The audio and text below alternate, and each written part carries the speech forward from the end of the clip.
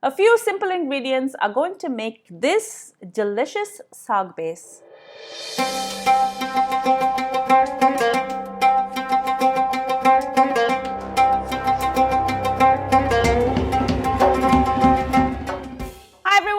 Back to Kravings Food Adventures. I'm Karen Ahmed. Today we're going to be making a sheet pan recipe. We're going to be making saag chicken and I'm going to serve this with cumin roasted potatoes. This is going to be absolutely delicious. Before I go any further with this recipe, do make sure you subscribe to my channel and make sure to ring that bell so you're notified every time I upload a new video. Now, let's get cooking. I'm going to start with the juice of a lime. I'm going to squeeze this directly into my food processor. Next, I'm going to add 1 teaspoon of cumin seeds, 1 teaspoon of peppercorns. I have a 1/4 cup of garlic cloves and a 1/4 cup of fresh ginger. I've cut this small so that it can process faster. I'm also going to be adding 5 small green chilies. I have 2 cups of spinach here and also 2 cups of coriander or cilantro. I'm going to add a little bit of each to the food processor and I'm just going to let this get going first.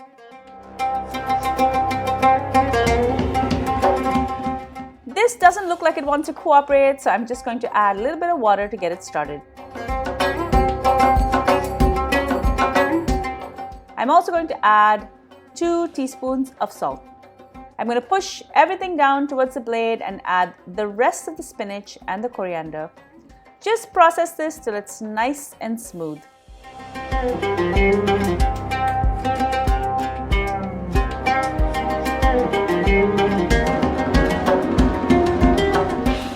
I have 4 chicken quarters here.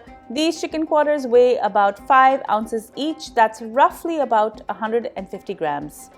I've taken the skin off and I've scored the flesh, and each one of these is going to get slathered in this marinade.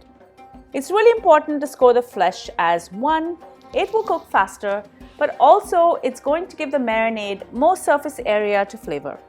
Add salt to taste. Pour 2 tablespoons of mustard oil over the chicken. Mustard and spinach go really well together. I have 1 teaspoon each of cumin, chili and turmeric powder, and I'm just going to add this in over the chicken quarters.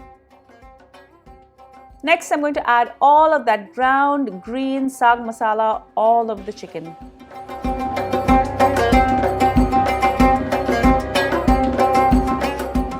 Mix everything in and coat the chicken in this marinade.